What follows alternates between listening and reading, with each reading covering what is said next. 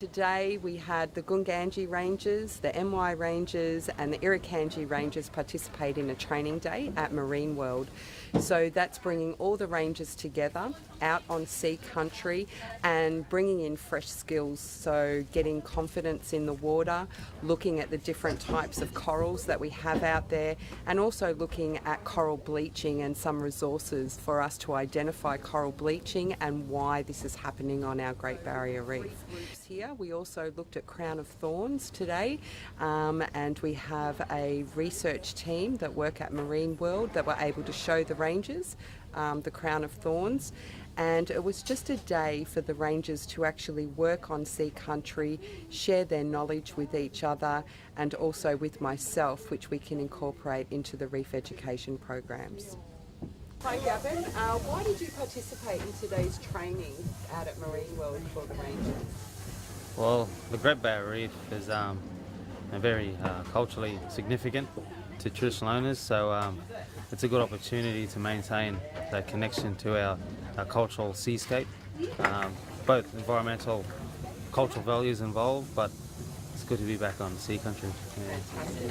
And from your perception, why is it important for your group to participate in the reef education programs? Well, there's many different aspects you can look at the reef education program.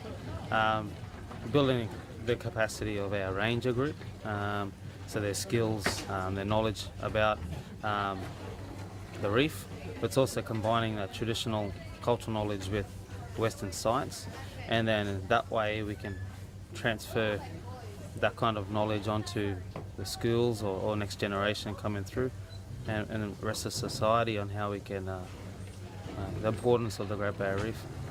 Yeah. That's fantastic. Thanks, Gavin. No worries. And look at these groups. Okay, so it's pretty easy. We've got branching corals, which basically look like the branches of a tree. We've got bushy corals. We've got plate corals. And I type all the information in and I send it off to them. So if you're interested in that part as well, we can definitely work together within that capacity. Okay.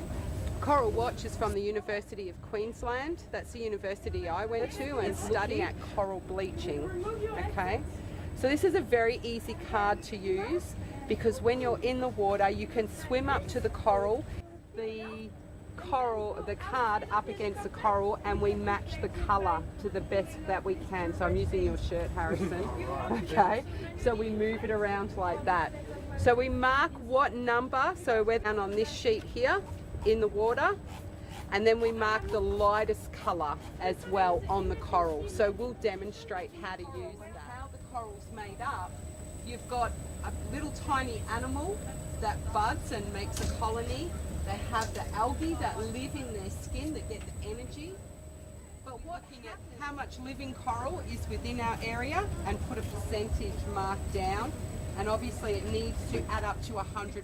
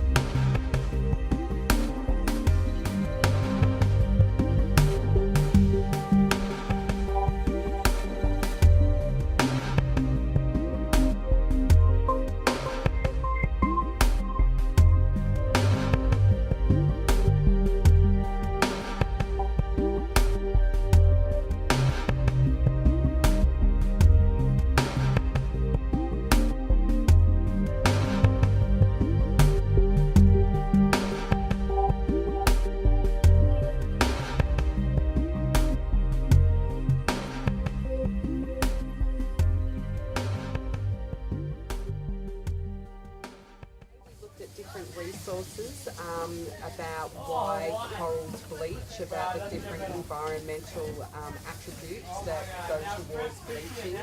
And we looked at Coral Watch and Eye on the Reef resources. Can you tell me how you perceive that? Yeah, so today we did see some examples of coral bleaching out on the reef, and it's good to get some understanding on what's happening out on the reef. And I mean, these resources of the Eye on the Reef program and Coral Watch are very important, especially for all different users and managers of the reef. And so, how can we identify and understand what's happening out on our sea country, but then how can we look for future, how can we manage this issue, these types of events that are happening on our sea country. And I think partnerships is a very important step with that. Resourcing traditional owner ranger groups, but also other users, industry, tourism, now we can all work together